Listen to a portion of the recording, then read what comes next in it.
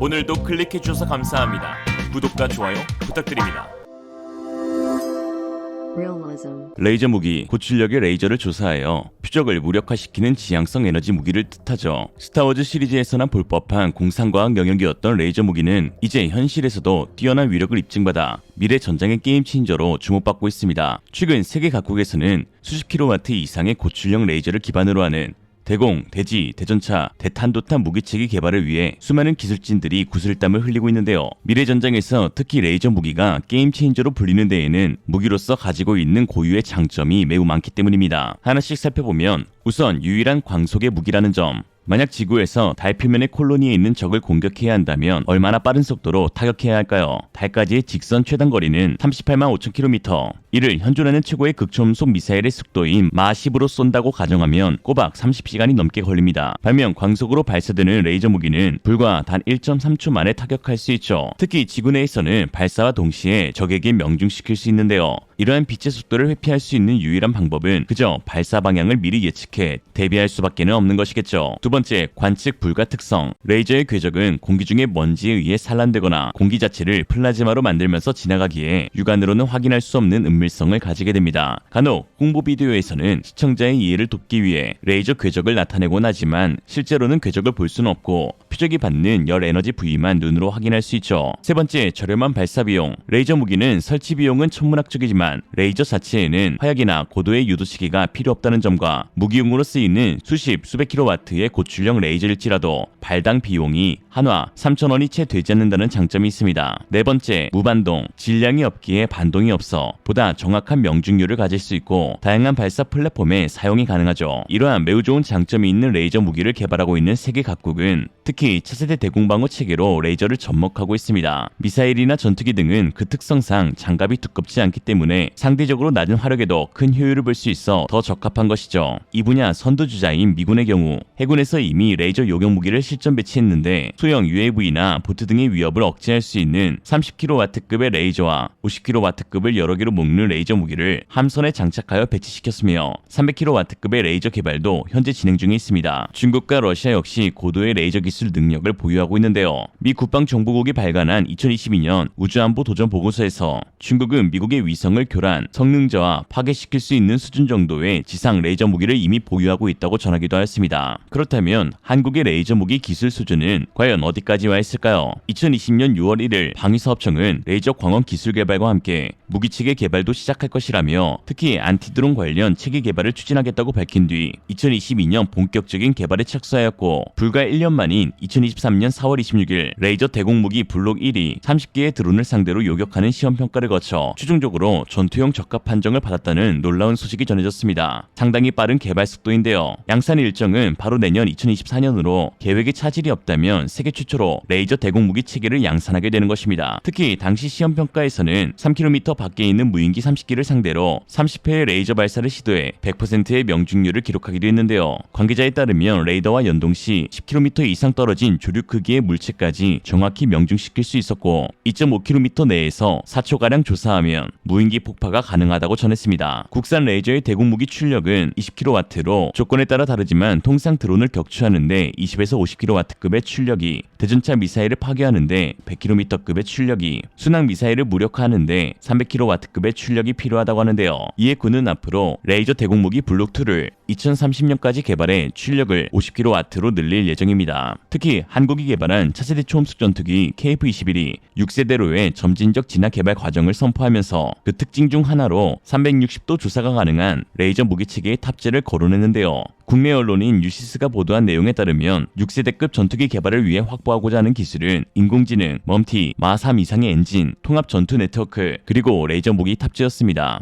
특히 정경배 국방정보본부 중령은 에어로스페이스 컨퍼런스 행사를 앞두고 6세대 전투기 개발 전망과 한국군 적용 방안이라는 발표문을 통해 6세대 전투기 도입 전에 전력 공백 방지를 위해 레이저 무기를 KF-21 전투기에 장착하는 등 단계적 전력 증강 사업이 필요하다는 견해를 밝히기도 했습니다. 그는 6세대 전투기에 장착된 레이저 무기는 초속 30만 km의 속도로 공격하므로 대응이 불가능하고 중력 영향을 받지 않아 직진하므로 운동 역학적 탄도 계산이 불필요하다며 수킬로미터 밖 직경 10cm 표적을 요격하는 초정밀 타격이 가능하다는 점, 그리고 대기 환경 조건에 영향을 받는다는 점을 고려해 공중에서 운용하는 것이 유리하다고 설명하면서 5세대 이하 전투기는 광속 특성을 갖는 레이저를 탑재한 6세대 전투기에는 적수가 되지 못하는데, 이는 6세대 전투기가 4.5세대 이하 전투기를 레이더 탐지 후 바로 격추할 수 있기 때문이다 라고 발표문을 통해 밝혔습니다. 이어 그는 특히 적 탄도탄이 발사된 경우 레이저를 이용해 상승 단계에서 요격할 수 있다며, 현재 국방과학연구소가 연구 중이라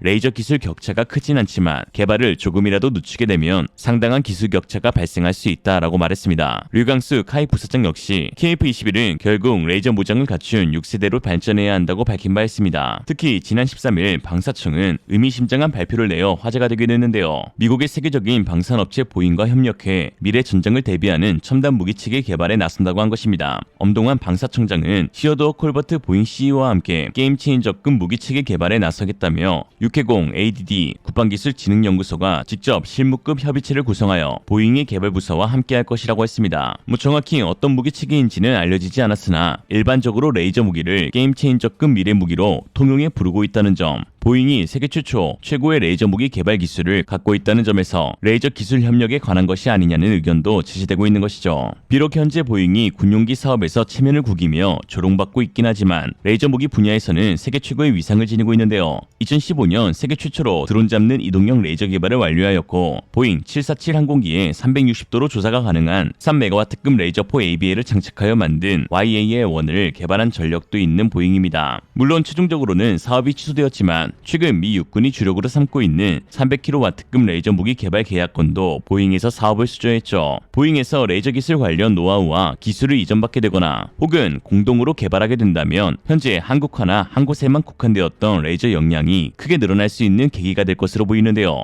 최첨단 무기체계는 당대 과학기술의 총화와 같다고 하죠. 이를 개발하는 과정에서 군의 역량은 물론 한국과의 총체적인 과학기술력이 응집하게 됩니다. 즉 차세대 게임 체인저 개발은 군의 미래 첨단 전력 확보와 함께 4차 산업혁명 기술의 고도화를 촉진하는 중요한 계기가 될 수 있는 것인데요. 사실 이러한 민군 관계의 흐릿한 경계선을 이용해 자국의 방산 역량을 크게 늘리고 있는 국가가 있는데 바로 중국입니다. 중국은 최근 민군 융합을 통해 대미 군사력 열세를 극복하고자 AI, 우주, 사이버, 힘의 능력 향상에 집중하고 있는데요. 즉 일반적으로 알려진 중국 대기업 텐센트, 알리바바, 샤오미, 틱톡, 화웨이, DJI 등의 민간 기업들은 더 이상 산업 측면의 기술 제고에만 한정짓지 않고 인민해방군의 전력을 키우는 데에도 초점을 맞추고 있는 상황입니다. 이는 레이저 기술도 마찬가지인데요. 최근 중국은 광둥성 중앙에서 열린 14회 국제항공 우주전에서 레이저 대공방어 무기체계인 LW-30을 공개했습니다. 중국 항청 과기집단공사와 텐센트, 바이두가 협력해 개발한 LW-30은 고출력 레이저로 공중의 드론을 격추하는 하드킬 방식입니다. 밝혀진 재원에 따르면 시속 200km 안팎의 속도와 고도 1km 이하를 비행하는 드론을 잡을 수 있는 것으로 알려져 있는데요. 또한 중국은 보병이 휴대 가능하면서도 입맛 살상이 가능한 최초의 양산형 레이저 수총 개발에 성공했습니다. GKGM500으로 명명된 레이저 수총은 중국 과학원에서 개발되었으며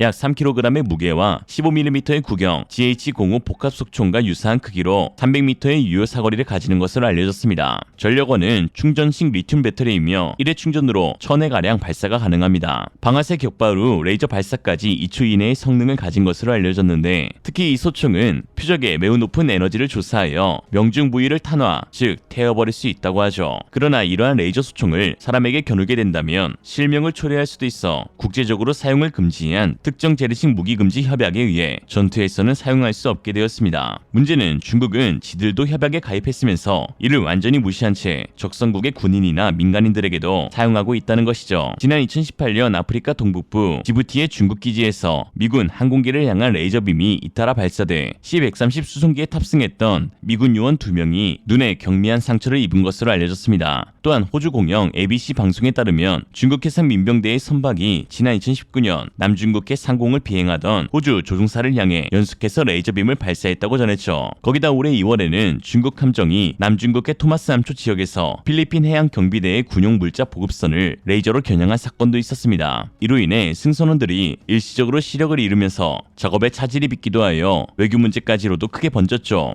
그러나 중국 외교부는 우리 해역에서 적법한 대응을 한 것이라며 적반하장의 모습을 보이기도 했는데요. 같은 무기라 할지라도 누가 쓰냐에 따라 이처럼 기술에 초점이 맞춰지기도 하고 불법에 초점이 맞춰지기도 한다는 것을 중국을 통해 또 한 번 알게 됩니다. 뭐 이런 말이 있죠. 한국은 평화를 위해 무기를 팔고 중국은 무기를 위해 평화를 판다. 중국이 점점 레이저 소총 무기 사용 빈도를 크게 늘려감에 따라 우리 서해를 자국의 영해 마냥 수시로 넘나드는 중국 해상 민병대가 우리 군 장병들에게 레이저 무기를 조사할 수 있는 상황도 발생할 수 있는데요. 우리 군이 한 가지 기억했으면 좋겠습니다. 만약 그들이 레이저를 조사하면 그냥 조사 뿌려야 한다고. 오늘의 한 줄 평. 일본을 반대하는 것은 한국인이기 때문이고 중국을 반대하는 것은 사람이기 때문이다. 이상으로 리얼리즘이었습니다. 여러분의 생각은 어떠신가요? 현명하고 지혜로운 여러분의 의견을 지금 댓글에 남겨주세요. 감사합니다.